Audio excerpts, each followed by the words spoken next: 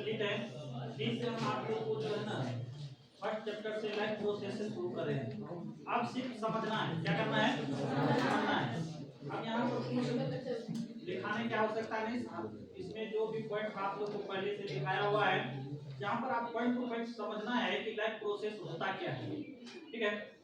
और ये life process जो है इसी में पूरा आपका जो है ना बायोलॉजी का जो 10th क्लास का सिलेबस है पूरा का पूरा कंप्लीट है। यहाँ पर जैव प्रक्रम क्या है, तो जैव प्रक्रम जो है लाइफ प्रोसेस के लिए बहुत सारे क्रम से गुजरना पड़ता है।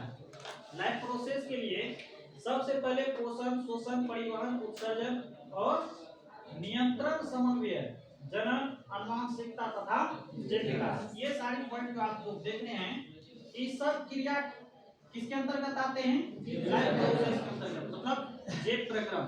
और इन क्रियाओं से पहले आपको ये स्पष्ट रूप से जानकारी हो जाना चाहिए कि ये होगा किसमें, सजीव में या निर्जीव में। तो इसके लिए सबसे पहले जानते हैं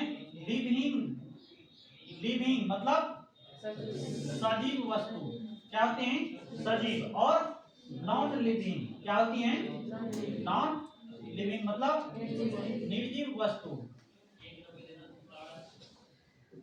निर्जीव, ठीक है। लिविंग क्या होते हैं आप लोग को पता है, मतलब जिसमें सजीवों का तमाम गुण मौजूद होता है, मतलब जो भी जीवन संबंधी लक्षण है जो जिसमें उपस्थित होगा या विद्यमान होगा उसको क्या कहेंगे, सजीव कहेंगे। मतलब कैसा लक्षण, तो जीवन संबंधी, कैसा लक्षण, जीवन संबंधी लक्षण,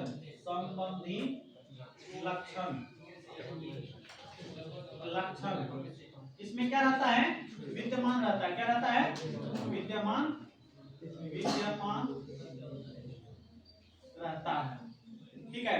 निर्जीव में क्या है कि इसमें जीवन संबंधी लक्षण नहीं होते हैं। जीवन संबंधी लक्षण कहने का मतलब है कि आप में क्या हो रहा है, शोषण हो रहा है, उसके बाद क्या हो रहा है, शोषण हो रहा है, उसके बाद क्या हो रहा है, आप में उत्सर्जन हो रहा है, उत्सर्जन के बाद परिवहन हो रहा है, परिवहन होने के बाद आप में जो है जनन की क्षमता है, क्या क्षमता है, जनन की क्षमता है, और आप में क्या हो रहे हैं कि नियंत्रण और समन्वय का भी कार्य करते हैं। आप क्या करते हैं, नियंत्रण और समन्वय का भी कार्य करते हैं। तो ये सब प्रक्रिया किसमें होगा, सजीव में, किसमें होगा, सजीव में।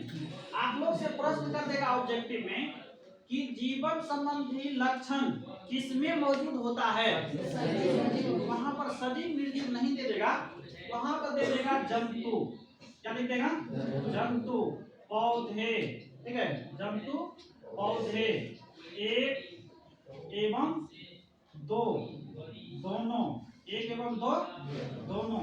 तीसरा लिख देगा, क्या कहते हैं, चौथा ऑप्शन में दे देगा इनमें से कोई नहीं, इनमें से कोई नहीं। क्या कहिएगा आप लोग, एक और दो, क्योंकि जंतु में भी जीवन संबंधी लक्षण है और पौधों में भी जीवन संबंधी लक्षण है। तो हम अब दोनों को हम सजीव मानते हैं, जंतु को भी और पौधों को भी क्या मानते हैं, सजीव मानते हैं, क्योंकि दोनों ये भी पोषण करता है और ये भी पोषण करता है। मतलब जंतु में भी पोषण होता है, पौधा में भी पोषण होता है, इसमें भी क्या होता है कि शोषण इसमें भी होता है, शोषण इसमें भी होता है, उसके बाद उत्सर्जन इसमें भी होता है, उत्सर्जन इसमें भी होता है। फर्क इतना है कि पौधे में कोई उत्सर्जन अंग नहीं होते और जंतु में उत्सर्जन अंग होते हैं, ठीक है।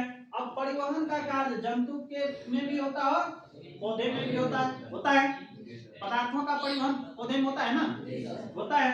उसके बाद जो है जनन की क्रिया, तो जनन जंतु में भी होता है और पौधे में भी होता है।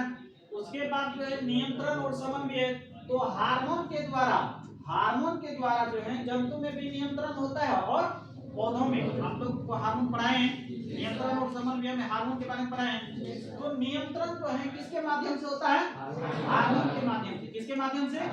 लेकिन यही क्रिया यदि निर्जीव में देखेंगे तो क्या होता है, क्या ये बोर्ड है, ये भी तो लकड़ी से ही बना हुआ है, क्या इसमें ये सभी प्रक्रिया होता है, नहीं होता है।